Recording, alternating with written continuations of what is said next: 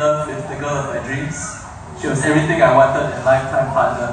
She was Catholic, we were both serving in church together, and we both had the same ideals of a Christ-centered relationship. We were together for almost 2 years and everything was going well, and there were even thoughts of marriage. But then one fine day, as I was out shopping with her, and I was outside the shop waiting for her, carrying the shopping bags, and suddenly there was this voice in my head or in my heart that said to me, "Is that it? Is there more to life than this?" And I couldn't quite understand that question because I thought I had everything I wanted. And yet there seemed to be this restlessness or this emptiness inside of me, as if there was still something missing in my life, but I couldn't quite pinpoint what it was. And so I quickly brushed that thought aside. But what I was praying for was for God to give me a sign that she was the one that I was to get married to. And so a few weeks later, as I was on the way to church and on the way to Mass, I noticed this poster on the church notice board.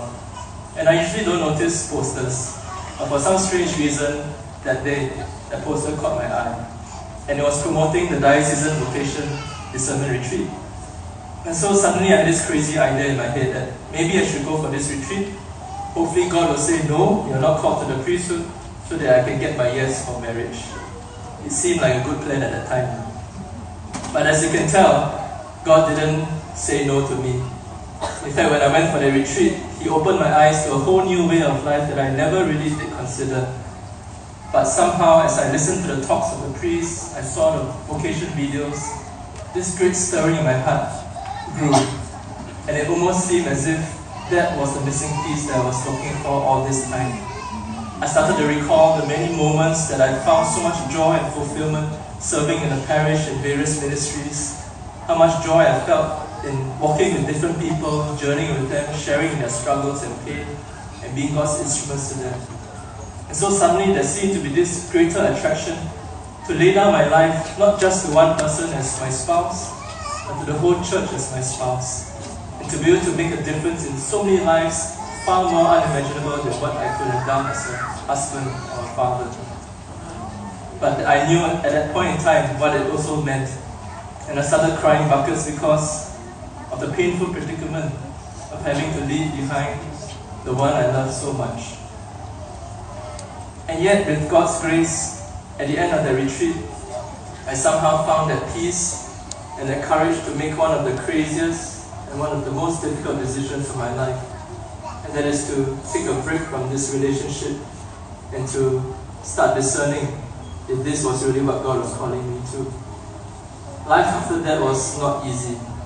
Both of us were struggling, at times angry with God also.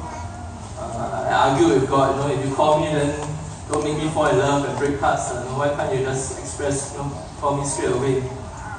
But I realized that it was in those relationships that I went through that I learned how to love selflessly and with all my heart, that prepared me how to love the church with all my heart. And so God, while it was difficult in those years after that, He remained faithful. For eventually she found someone else, a nice Catholic young man whom she's now married to with 2 kids. And as for me, 10 years later, by the grace of God, I'm still standing here as a seminarian. But not so much because of my strength or my efforts, but much more because of God's faithfulness to me. Because I can tell you, I stand here before you not as a saint, but as a sinner. I still continue to struggle with my habitual sins that I'm still working on. I still at many times experience the loneliness, the doubts, or even the feelings of unworthiness. And there are times I also wonder how nice it would be if I had my own family as well. But yet, God continued to affirm me and encourage me in these past years.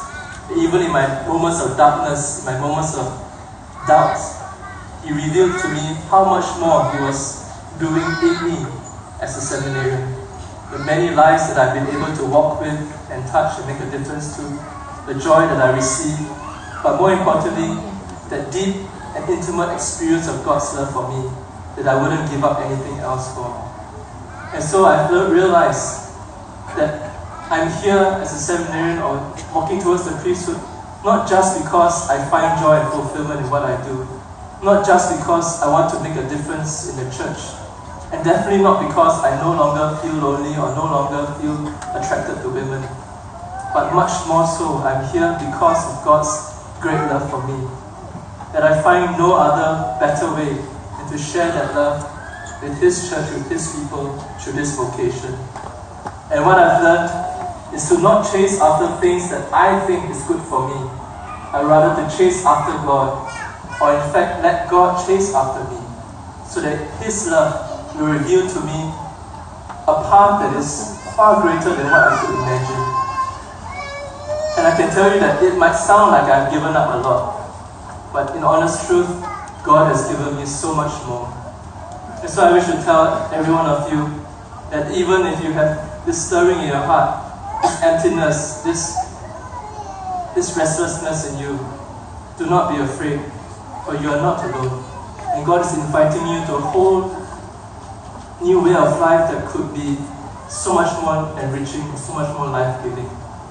God doesn't call anyone to something that we will regret or hate.